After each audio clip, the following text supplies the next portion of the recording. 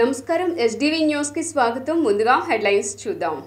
మొహరం సందర్భంగా ముస్లింలకు శుభం కలగాలని ఆకాంక్షించిన సీఎం చంద్రబాబు అమరవీరుడు ఇమాం హుస్సేన్ ను ఆదర్శంగా పరుల క్షేమాన్ని కాంక్షిస్తూ జీవితాన్ని గడపాలని సూచన. నగరంలో తొలి ఏకాదశి సందర్భంగా భక్తులతో కిటకిటలాడిన దేవాలయాలు, వెంకటేశ్వర స్వామికి ప్రత్యేక పూజలు, అభిషేకాలు గావించిన భక్తజనం. మంత్రి నారా లోకేష్ నిర్వహిస్తున్న ప్రజా దర్బార్కు విశేష స్పందన, సమస్యల పరిష్కారానికి కృషి చేస్తానని లోకేష్ హామీ. మాజీ సీఎం వైఎస్ జగన్ పై తీవ్రస్థాయిలో విమర్శలు చేసిన టీడీపీ నేత బుద్దా వెంకన్న, ప్రజలు వాతలు పెట్టినా జగన్ కు బుద్ధి రాలేదని విమర్శ.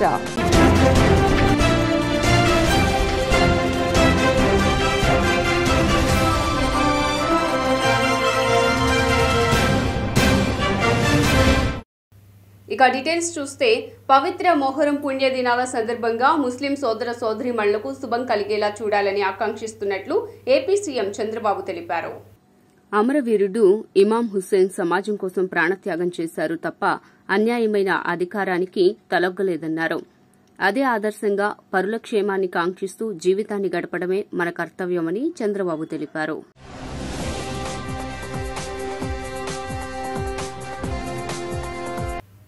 మధురానగర్లోని శివకేశవ ఆలయం షిరిడీ సాయి మందిరంలో తొలి ఏకాదశి సందర్భంగా ప్రత్యేక పూజా కార్యక్రమాలు నిర్వహించారు. తొలి ఏకాదశి పర్వదినాన్ని పురస్కరించుకుని మధురానగర్లోని శివకేశవ ఆలయం షిరిడీ సాయి మందిరంలో ప్రత్యేక పూజలు చేశారు. ఇందులో భాగంగా ఆలయ కమిటీ శ్రీ వెంకటేశ్వర స్వామి వారిని ప్రత్యేకంగా అలంకరించి భక్తులకు దర్శన భాగ్యం కల్పించారు. ఉదయాన్నే పుణ్యస్నానాలు ఆచరించి ఆలయంలో దీపాలు వెలిగించి ప్రత్యేక పూజలు చేశారు. ఆలయం చుట్టూ ప్రదక్షిణలు చేస్తూ దైవ స్మరణలో నిమగ్నమయ్యారు. తొలి ఏకాదశి పర్వదిన సందర్భంగా ప్రత్యేక పూజలు, అర్చనలు, అభిషేకాలు నిర్వహించారు. భక్తులకు తీర్థ ప్రసాదాలు అందచేయడంతో పాటు పేలాల పిండిని పంపిణీ చేశారు. ఈ సందర్భంగా అర్చకులు మాట్లాడుతూ, హిందూ సంప్రదాయాలలో అత్యంత ప్రాముఖ్యత ఉన్న పండుగ తొలి ఏకాదశి అని, ఆషాఢమాసంలో ఆషాఢ శుద్ధ ఏకాదశిని తొలి ఏకాదశి అంటారని తెలిపారు. భక్తమహాశైలారా, ఈరోజు ఆషాఢమాసం శుద్ధ ఏకాదశి సోమవారం, బుధవారం. ఈ యొక్క మనకి విశేషంగా ఉన్నటువంటి దాన్ని చూసుకుంటే, సంక్రాంతి పర్వదినం మనకి భోగి, సంక్రాంతి పర్వదినం దగ్గర నుంచి ఉత్తరాయణ పుణ్యకాలం అని, ఈ రోజు నుంచి కూడా దక్షిణాయన పుణ్యకాలం అని చెప్పేసి పురాణ పురుషోత్తమనే పెద్దలు మనకి నిర్ణయించారు. ఈ యొక్క తొలి ఏకాదశి పండగల్లో ప్రథమం, ఏకాదశిలో ప్రథమం. అలాగే ఈ ఏకాదశి పండగ పర్వదినాన శ్రీ మహావిష్ణు స్వరూపమైనటువంటి ఏ స్వామిని దర్శించుకున్నప్పటికీ కూడా శ్రీరామచంద్రమూర్తి, శ్రీకృష్ణ పరమాత్ముడు, శ్రీ వెంకటేశ్వర స్వామి, శ్రీ మహావిష్ణు స్వరూపం నరసింహస్వామి అయినటువంటి వారిని ఎవరిని దర్శించుకున్నా మీకు ముక్కోటి ఏకాదశి ఉత్తరద్వార దర్శనం ఎంత పరమ పవిత్రమైన దర్శనమో, ఈరోజు అంతకన్నా కూడా విశేషంగా ఆ స్వామివారి యొక్క దివ్య మంగళ రూపాన్ని కనుక ఎవరు దర్శించుకున్నా, ఎవరు కొలుచుకున్నా, ఎవరు సేవించుకున్నా ఆ స్వామిని తరించినా చాలా ముఖ్యమైన విశేషం ఉంటుంది. ఈనాడు శ్రీరామచంద్రమూర్తిని, శ్రీ మహావిష్ణు స్వరూపమైన వెంకటేశ్వర స్వామిని, అలాగే నరసింహస్వామిని, అలాగే శ్రీకృష్ణ పరమాత్మని ఎవరైతే తులసి దళంతో పూజిస్తారో వారికి పరమ పవిత్రమైనటువంటి ఈ యొక్క క్షీరసాగరంలో ఉన్నటువంటి శ్రీ మహావిష్ణుమూర్తి అనుగ్రహం కలుగుతుంది. గత ప్రభుత్వంలో తాము ఎదుర్కొన్న సమస్యలు, పడుతున్న బాధలకు పరిష్కారం లభించక ప్రజలు అనేక ఇబ్బందులు ఎదుర్కొన్నారు. ఉండవల్లిలోని నివాసంలో 17వ రోజు ప్రజా దర్బార్కు విన్నపాలు వెల్లువెత్తాయి. ప్రతి ఒక్కరి సమస్యను వింటున్న మంత్రి లోకేష్ పరిష్కారానికి కృషి చేస్తూ ఉండటంతో బాధితులు హర్షం వ్యక్తం చేస్తున్నారు. గత ప్రభుత్వంలో పరిష్కారం కాని సమస్యలకు ప్రజా దర్బార్ ద్వారా భరోసా లభిస్తూ ఉండటంతో ఆనందంగా తిరిగి వెళ్తున్నారు. యువనేతకు కృతజ్ఞతలు తెలియజేస్తున్నారు. గత ప్రభుత్వంలో సెంటు పట్టా కింద సేకరించిన తమ అసైన్డ్ భూములకు ఎలాంటి నష్టపరిహారం చెల్లించలేదని, పరిహారం ఇప్పించి ఆదుకోవాలని ఏలూరు జిల్లా శనివారపుపేటకు చెందిన రైతులు నారా లోకేష్ ను కలిసి విజ్ఞప్తి చేశారు. ప్రేమ వివాహం చేసుకున్న తమ కుమారుడిని గత ప్రభుత్వ హయాంలో వైసీపీ నాయకుల అండతో యువతి కుటుంబం కిరాతకంగా హతమార్చారని, తగిన న్యాయం చేయాలని మంగళగిరి మండలం నవులూరుకు చెందిన సత్తెనపల్లి రామాంజనేయులు మంత్రి లోకేష్ ను కలిసి కన్నీటి పర్యంతమయ్యారు.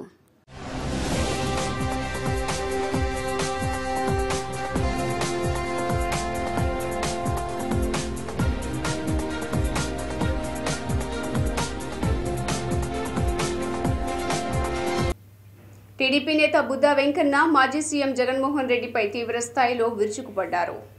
ప్రజలు వాతులు పెట్టినా ఇంకా జగన్కు బుద్ధి రాలేదని పేర్ని నానికి శ్వేతపత్రం అంటే ఏంటో తెలుసా అని ప్రశ్నించారు. ఈ సందర్భంగా బుధవారం ఆయన విజయవాడలో మీడియాతో మాట్లాడుతూ ఎప్పుడైనా వైసీపీ వాళ్లు శ్వేతపత్రాలు విడుదల చేశారా అని నిలదీశారు.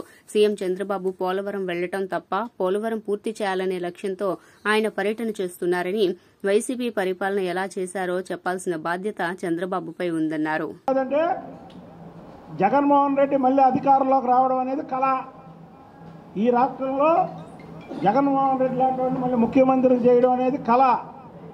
మీరేదో అనుకుంటున్నారు, చంద్రబాబు నాయుడు గారికి 23 సీట్లు వచ్చినాయి కదా, మళ్ళీ చంద్రబాబు నాయుడు గారు 2024లో ముఖ్యమంత్రి అయిపోయాడు కదా, అలాగే రేపు మనకు కూడా అవకాశం వస్తుందేమో అని పగటి కళ్ళకి అంటున్నారేమో.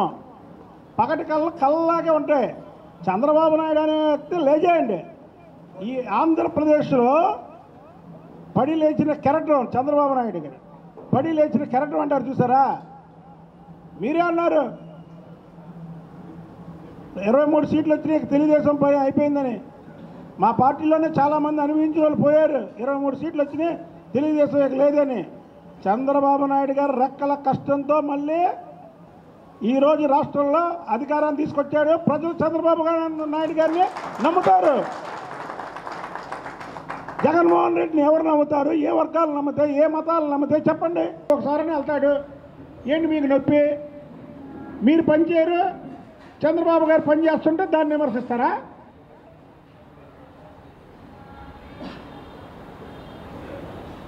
ముప్పై 35 రోజులు అయింది, ఈయన ఏం చేయలేదు. ఏం చేయాలి 35 రోజుల్లో? పెన్షన్లో మేము 2000 మీరు 3000 ఇస్తానన్నది తపల దశల వారుగా పెంచారు. మేము 3000 4000 ఇస్తానన్నది ముఖ్యమంత్రి అయిన వెంటనే ఇంటింటికి పంచారు. మళ్ళీ ఏప్రిల్లో ఉన్నటువంటి పెండింగ్ కూడా పంచారు. మధురానగర్ దావు బుచ్చయ్య కాలనీలోని శ్రీ శ్యామలాంబాదేవి ఆలయంలో శ్రీ వారాహి అమ్మవారి నవరాత్రి వేడుకలు వైభవంగా నిర్వహించారు. మధురానగర్ దావు బుచ్చయ్య కాలనీలోని శ్రీ శ్యామలాంబాదేవి ఆలయంలో శ్రీ వారాహి అమ్మవారి నవరాత్రి వేడుకలు ముగిశాయి. ఈ సందర్భంగా ఆలయంలో ప్రత్యేక పూజలతో పాటు హోమాలు నిర్వహించారు. చుట్టుపక్కల ప్రాంతాల నుండి భక్తులు అమ్మవారికి మేళతాళాలతో ఆషాఢ సారి సమర్పించారు. ఈ కార్యక్రమంలో ఎమ్మెల్యే బోండా ఉమామహేశ్వరరావు పాల్గొని ప్రత్యేక పూజలు చేశారు. ఆలయ కమిటీ సభ్యులు ఎమ్మెల్యేకు ఘన స్వాగతం పలికారు. ఈ సందర్భంగా ఏర్పాటు చేసిన అన్నదాన కార్యక్రమాన్ని ఆయన ప్రారంభించి స్వయంగా భక్తులకు వడ్డించారు. ఈ సందర్భంగా బోండా ఉమా మాట్లాడుతూ తొలి ఏకాదశి రోజు వారాహి అమ్మవారి నవరాత్రి వేడుకలు ముగింపు కార్యక్రమం జరగడం సంతోషకరమన్నారు. అమ్మవారి ఆశీస్సులు రాష్ట్ర ప్రజలపై సుభిక్షంగా ఉండాలని ఆకాంక్షించారు. తెలుగుదేశం పార్టీ అన్ని మతాల ఆచారాలను గౌరవిస్తోందని తెలిపారు. అనంతరం ఆలయ ధర్మకర్త చింతపల్లి కనకారావు మాట్లాడుతూ వారాహి అమ్మవారి నవరాత్రి ముగింపు వేడుకల సందర్భంగా నిర్వహించిన అన్నదాన కార్యక్రమంలో ఎమ్మెల్యే బోండా ఉమా పాల్గొనడం ఆనందంగా ఉందన్నారు. ఆయన ఎమ్మెల్యేగా గెలవడం పట్ల తమ కాలనీ వాసులు సంతోషాన్ని వ్యక్తం చేస్తున్నారని పేర్కొన్నారు. ఈరోజు తొలి ఏకాదశి దేశవ్యాప్తంగా రాష్ట్ర వ్యాప్తంగా భక్తులందరూ కూడా అమ్మవారిని, అలాగే ప్రత్యేకంగా వారాహి అమ్మవారిని ఈరోజు పూజిస్తున్న జరుగుతూ ఉంది. అన్ని చోట్ల కూడా తొలి ఏకాదశి నిమిత్తం మరి ఎంతో భక్తి శ్రద్ధలతో ఉపవాసాలు చేసే భక్తులందరికీ కూడా శుభాకాంక్షలు తెలియజేస్తూ ఉన్నాం. ఈరోజు ఇక్కడ 30వ డివిజన్లో దావుబుచ్చి కాలనీలో మా పార్టీ నాయకుడు కనకారావు అండ్ ఫ్రెండ్ సర్కిల్ ఆధ్వర్యంలో ఈరోజు ఇక్కడ చక్కటి కార్యక్రమం అమ్మవారి గుడి అలాగే భక్తులందరికీ అన్నదానం జరిగింది. తెలుగుదేశం పార్టీ అన్ని మత ఆచారాలని గౌరవిస్తూ అన్ని రకాలుగా ప్రజలకు అండగా ఉంటాం. 30వ డివిజన్ దావుబుచ్చే కాలనీలో శ్యామలాంబాదేవి అమ్మవారి గుడిలో నవరాత్రి వారాహి అమ్మవారు లాస్ట్ రోజు కనుక ఈరోజు తొలి ఏకాదశి సందర్భంగా 2000 మందికి అన్నదానం జరుగుతున్నది. ఇక్కడ మాకు సెంట్రల్ నియోజకవర్గం బోండా ఉమామహేశ్వర గారు గెలవటం మా ఆనందంగా ఉండి ఈ అమ్మవారి ఉత్సవాలు జరుపుకోవడం జరిగింది. మా కాలనీ వెల్ఫేర్ అసోసియేషన్ తరఫున ఇంకా ఆనందంగా ఉంటాము అని చెప్పి అమ్మవారి ఆశీస్సులు ఉండాలని కోరుకుంటున్నాం. కృష్ణా జిల్లా నూతన ఎస్పీగా గంగాధరరావు బాధ్యతలు స్వీకరించారు. ఇప్పటి వరకు అందాన్న ఇమాస్మి ఐపీఎస్ కృష్ణా జిల్లా ఎస్పీగా బాధ్యతలు నిర్వహించగా సాధారణ బదిలీల్లో భాగంగా భీమవరం జిల్లా ఎస్పీగా బదిలీ కావడంతో ఆ స్థానంలో ఆర్ గంగాధరరావు బాధ్యతలు స్వీకరించారు. జిల్లా పోలీస్ కార్యాలయానికి విచ్చేసిన నూతన ఎస్పీకి సిబ్బంది గౌరవ వందనం సమర్పించారు. జిల్లా ఎస్పీగా బాధ్యతలు స్వీకరించిన అనంతరం ఎస్పీని additional SP admin G Venkateswararao, AR additional SP SVD Prasad, డీఎస్పీలు, పోలీస్ అధికారులు, సిబ్బంది మర్యాదపూర్వకంగా కలిసి పుష్పగుచ్చాలు అందజేసి శుభాకాంక్షలు తెలిపారు.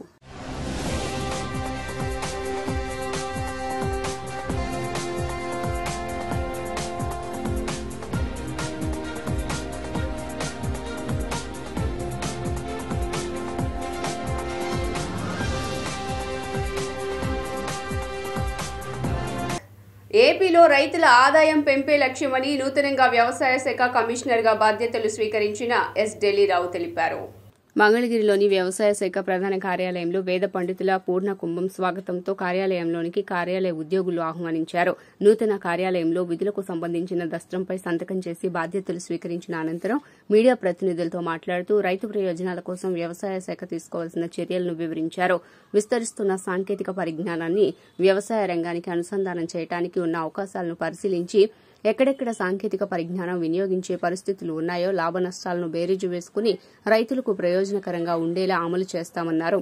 ముఖ్యంగా పెట్టుబడి వ్యయం తగ్గించేందుకు సాంకేతిక పరిజ్ఞానం వినియోగాన్ని పెంచుకునేందుకు అవసరమైన కార్యాచరణను అమలు చేస్తామన్నారు. తొలి ఏకాదశి రోజు ఈరోజు కమిషనర్ అగ్రికల్చర్గా నేను ఇక్కడ ఛార్జ్ తీసుకోవడం. సో ఈరోజు తీసుకున్నాను అనుకున్నట్టే దానికి ప్రభుత్వానికి ప్రత్యేకమైనటువంటి ధన్యవాదాలు.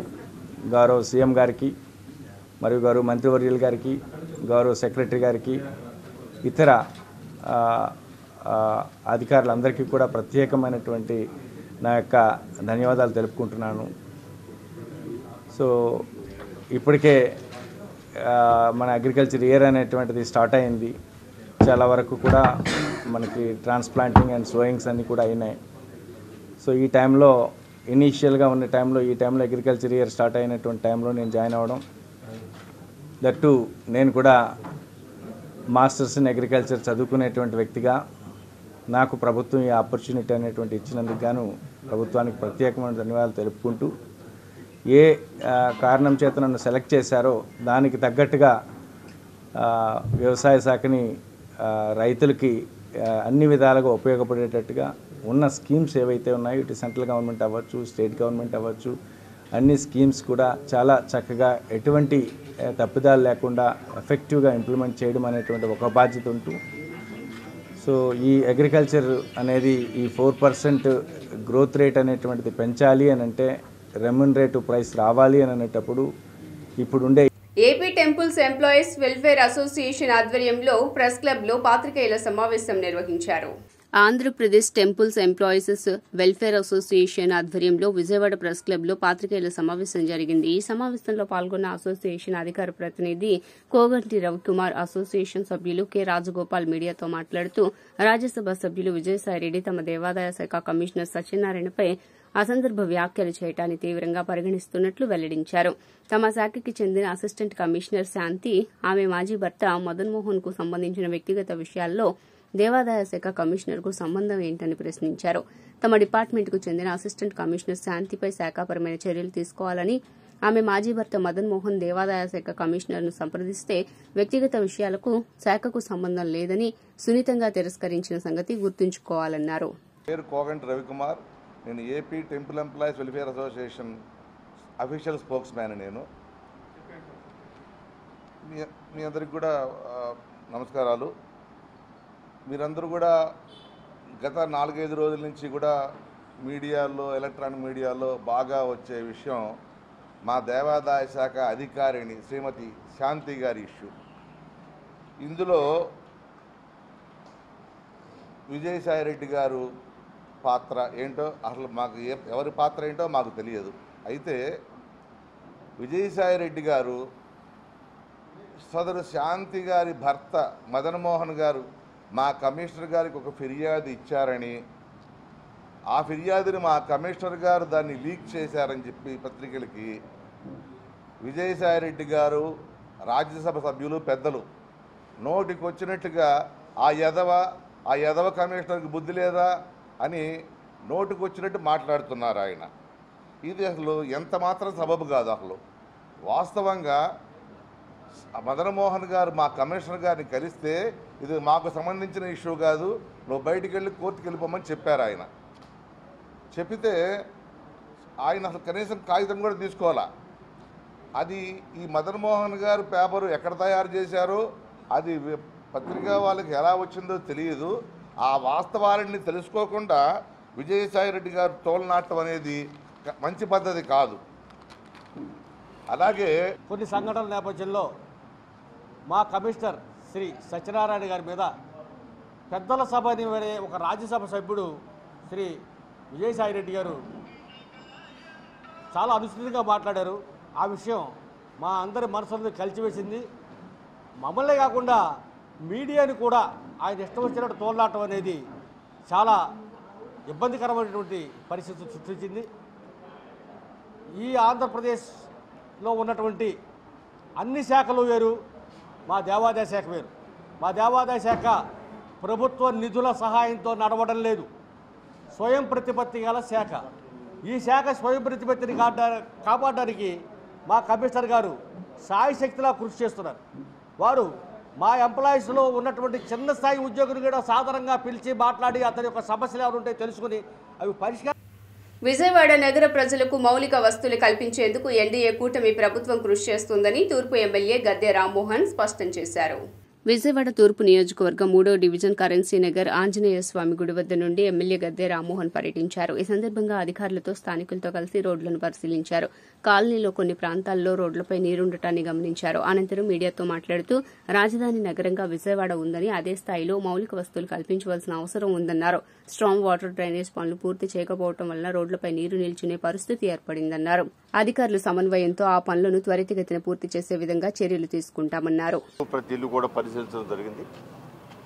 ఇక్కడున్న ప్రధానమైన సమస్య ఇది. గతంలో నుంచి కూడా లోతట్టు ప్రాంతం అవటం వలన విజయవాడ నగరంలో నలుమూల నుంచి కూడా నీరు ఇక్కడికి వచ్చే పరిస్థితి ఉంది. అందువలన స్టార్మ్ వాటర్ డ్రైన్ అనేది పర్ఫెక్ట్గా చేయాల్సిన అవసరం ఉంది. 2014-19లో స్టార్మ్ వాటర్ డ్రైన్ అనే కార్యక్రమం మొదలైందే ఈ ప్రాంతంలో ఉన్న సమస్యని సరి చేసుకోవడానికి కేంద్ర ప్రభుత్వ సహకారం కోరిన సందర్భంలో ఆ రోజున 500 కోట్ల నిధులు వెంకయ్యనాయుడు గారు మంత్రిగా కేంద్ర మంత్రిగా ఉండి ఆయన విజయవాడ మీద ఉన్న ప్రేమతో ఇవ్వడం జరిగింది. ఆ డబ్బులు 2014-19లో 200 కోట్లు ఖర్చు పెట్టిన తర్వాత వచ్చిన ప్రభుత్వం ఆ డబ్బులు ఖర్చు పెట్టడానికి ఉత్సాహం చూపించలేదు. అందువల్ల మరలా యథాస్థితి కొన్నిసార్లు సగం పనులు అవటం వలన నీరు అన్ని రోడ్లు కూడా వస్తూ ఉంది.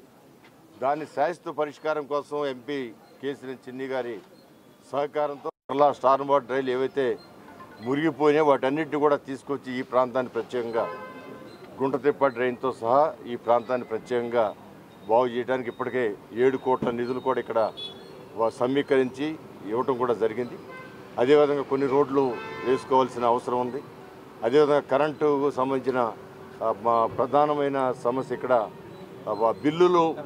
కరెంటు బిల్లులు. ఇక్కడ మంచి సబ్స్టేషన్ ఉంది, దాంట్లో ఈఆర్ఓ ఆఫీస్ కూడా ఇక్కడ రావడం జరిగింది. అందువల్ల ఇక్కడ ఉన్న వాళ్ళందరికీ సౌకర్యార్థం ఆ యొక్క స్టేషన్లో ఒక కౌంటర్, బిల్లులు కట్టుకుంటే కౌంటర్ ఓపెన్ చేయమని కూడా. హెల్మెట్ ధరించడం వలన ప్రమాదాలు నివారించవచ్చునని పశ్చిమ ఎమ్మెల్యే సుజనా చౌదరి తెలియజేశారు. నియోజకవర్గంలో పర్యటనలో భాగంగా బుధవారం భవానీపురం శివాలయం సెంటర్ వద్ద స్వాతి సెంటర్ వరకు ఏర్పాటు చేసిన హెల్మెట్ ధరించడం వలన వాహన చోదకులకు ఎటువంటి మేలు జరుగుతుంది అనే విషయాలపై చైతన్యపరిచే కార్యక్రమాన్ని చేపట్టి సుజనా చౌదరి బైక్ ర్యాలీ నిర్వహించారు.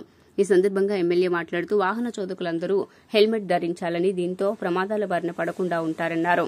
సుప్రీంకోర్టు గైడ్ లైన్స్, కేంద్ర ప్రభుత్వ మార్గదర్శకాల ప్రకారం హెల్మెట్ ధరించాలన్నారు. ఈ ర్యాలీలో traffic ACP B Janardhan, Bhavanipuram CI Umamaheswararao, NTR జిల్లా బీజేపీ అధ్యక్షులు అడ్డూరి శ్రీరామ్, టీడీపీ రాష్ట్ర కార్యదర్శి బొమ్మసాని సుబ్బారావు తదితరులు పాల్గొన్నారు. ప్రజలందరికీ కూడా విజ్ఞప్తి ఏంటంటే హెల్మెట్ ధరించడం చాలా అవసరం. హెల్మెట్ ధరిస్తే అనేక అపాయాలకి దూరంగా ఉండొచ్చు. ఎందుకంటే ఎప్పుడు యాక్సిడెంట్ అనేది ఎప్పుడు ఎలా జరుగుతుందో ఎవరికి తెలియదు. కాబట్టి దయచేసి కేంద్ర ప్రభుత్వం మరియు సుప్రీంకోర్టు వారి ఆదేశాల మేరకు అందరూ కూడా హెల్మెట్ ధరించాలని, హెల్మెట్లు కూడా అంతకంటే ఎక్కువ ఫైన్ వేస్తూ ఉన్నారు. మీరు లా అబైడింగ్ సిటిజన్స్ కింద మీరందరూ 2 వీలర్స్ నడిపే వాళ్ళందరూ కూడా హెల్మెట్ ధరించవలసిందిగా కోరుకుంటా ఉన్నాను. ఒక్క పశ్చిమ నియోజకవర్గమే కాదు, అన్ని సిటీల్లో కూడా ఇది పెద్ద సమస్యగా ఉంది. అందరికీ కూడా ఇది నా విజ్ఞప్తి. విజయవాడ రైల్వే డివిజన్లో అవినీతికి పాల్పడుతున్న ఉద్యోగులపై చర్యలు తీసుకోవటం అని, ఫిర్యాదుదారులపై చర్యలు తీసుకోవటం అన్యాయమని చైతన్య భారతి సర్వీస్ ఆర్గనైజేషన్ అధ్యక్షులు బి చిట్టిరాజు ఆరోపించారు. చైతన్య భారతి సర్వీస్ ఆర్గనైజేషన్ అధ్యక్షుడు B Chittiraju Vijayawada press club లో విలేకరుల సమావేశం నిర్వహించారు. ఈ సందర్భంగా ఆయన మాట్లాడుతూ విజయవాడ రైల్వే డివిజన్ పరిధిలో కొందరు రైల్వే అధికారులు అవినీతి అక్రమాలకు పాల్పడుతున్నట్లు, తోటి రైల్వే ఉద్యోగులు సిబిఐ, విజిలెన్స్ దర్యాప్తు సంస్థలకు ఫిర్యాదుదారులుగా అవినీతి అధికారులపై ఫిర్యాదు చేసే క్రమంలో వారి పేరు, ఉద్యోగ వివరాలు సైతం రాయటంతో విజిలెన్స్ అధికారులు విచారణ జరిపి అవినీతి అక్రమాలపై చర్యలు చేపట్టకుండా ఫిర్యాదుదారుల వివరాలను ఎవరిపై ఫిర్యాదు చేశారో వారికి సమాచారం అందించడంతో ఆ అధికారులు ఫిర్యాదు చేసిన వారిపై కక్షపూరిత ధోరణితో సర్వీస్ నుండి తొలగిస్తున్నారని, అలా ఇబ్బందులకు గురైన వారిలో చాలా మంది తనను సంప్రదించి న్యాయం జరిగేలా చూడాలని విజ్ఞప్తి చేయడం జరిగిందని తెలిపారు. ఈ క్రమంలోనే రైల్వే ఉద్యోగి విక్టర్ బాబు తన సెక్షన్లో జరుగుతున్న అవినీతిపై సంబంధిత అధికారి గురించి విజిలెన్స్ కు ఫిర్యాదు చేయగా ఆ విషయం తెలుసుకున్న ఆ అధికారి వివక్షతో విక్టర్ బాబును సస్పెండ్ చేశారన్నారు. నేను రైల్వే డిపార్ట్మెంట్లో చీఫ్ ఆఫీస్ సూపరింటెండెంట్ కింద పనిచేసి 2017లో వాలంటరీ రిటైర్మెంట్ తీసుకుని బయటకు వచ్చేసి చైతన్య భారత్ అనే ఒక సర్వీస్ సంస్థను ఏర్పాటు చేసి దాని ద్వారా మా అందరికీ కూడా సర్వీస్ని అందించదలుచుకున్నాను. నేను అలా విధంగా అందిస్తున్నాను. నాకు ఈ రైల్వే డిపార్ట్మెంటు విజయవాడ డివిజన్లో పనిచేసినటువంటి ఈ డిపార్ట్మెంట్తో నాకు చాలా సన్నిహిత బాంధవ్యాలు ఉన్నాయండి. ఈ ఎంప్లాయీస్ అందరూ కూడా వాళ్ళందరూ కూడా నేను డిఫెన్స్ కౌన్సిల్ కింద కూడా పనిచేస్తున్నాను రైల్వేలోను. ఈ భాగంలో చాలామంది రైల్వే ఎంప్లాయీస్ నా దగ్గరికి వచ్చి వాళ్ళని అన్యాయంగా ట్రాన్స్ఫర్ చేస్తున్నారని చెప్పేసి, వాళ్ళ మీద అన్యాయంగా డిసిప్లినరీ యాక్షన్స్ తీసుకున్నారని చెప్పేసి నా దగ్గరికి చాలామంది కంప్లైంట్స్ తీసుకొచ్చారు.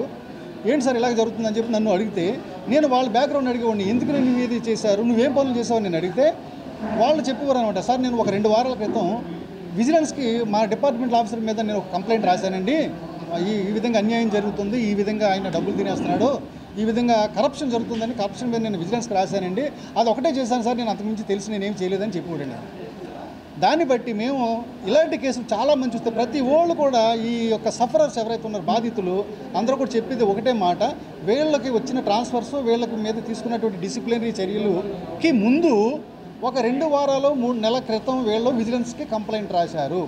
సో దీన్ని బట్టి ప్రాబబిలిటీ మేము అర్థం చేసుకుంది ఏంటంటే, ఎప్పుడైతే వీళ్ళు విజిలెన్స్కి కంప్లైంట్ రాశారో ఆ విజిలెన్స్ ఆర్గనైజేషను దాన్ని లీక్ చేస్తుందండి ఈ డిపార్ట్మెంట్ ఆఫీసర్కి, నీ మీద కంప్లైంట్ వచ్చింది అని ఎప్పుడైతే లీక్ చేశారో ఈ డిపార్ట్మెంట్ ఆఫీసర్ అలర్ట్ అయిపోయి వీడిని ఇక్కడ ఉంచకూడదని చెప్పేసి వీడికి నుంచి వెంటనే ట్రాన్స్ఫర్ చేస్తున్నాడు, వెంటనే వీడి మీద ఛార్జ్ షీట్ ఫైల్ చేస్తున్నాడు, సస్పెండ్ చేస్తున్నాడు. వార్తలు ముగించే ముందు హెడ్లైన్స్ మరోసారి. మొహరం సందర్భంగా ముస్లింలకు శుభం కలగాలని ఆకాంక్షించిన సీఎం చంద్రబాబు అమరవీరుడు ఇమాం హుస్సేన్ ను ఆదర్శంగా పరుల క్షేమాన్ని కాంక్షిస్తూ జీవితాన్ని గడపాలని సూచన. నగరంలో తొలి ఏకాదశి సందర్భంగా భక్తులతో కిటకిటలాడిన దేవాలయాలు, వెంకటేశ్వర స్వామికి ప్రత్యేక పూజలు, అభిషేకాలు గావించిన భక్తజనం. మంత్రి నారా లోకేష్ నిర్వహిస్తున్న ప్రజా దర్బార్కు విశేష స్పందన, సమస్యల పరిష్కారానికి కృషి చేస్తానని లోకేష్ హామీ. మాజీ సీఎం వైఎస్ జగన్ పై తీవ్రస్థాయిలో విమర్శలు చేసిన టీడీపీ నేత బుద్దా వెంకన్న, ప్రజలు వాతలు పెట్టినా జగన్ కు బుద్ధి రాలేదని విమర్శ. ఎస్డీవీ న్యూస్ ఇంతటితో సమాప్తం. తిరిగి వార్తల్లో మళ్ళీ కలుద్దాం. అంతవరకు సెలవు. నమస్కారం.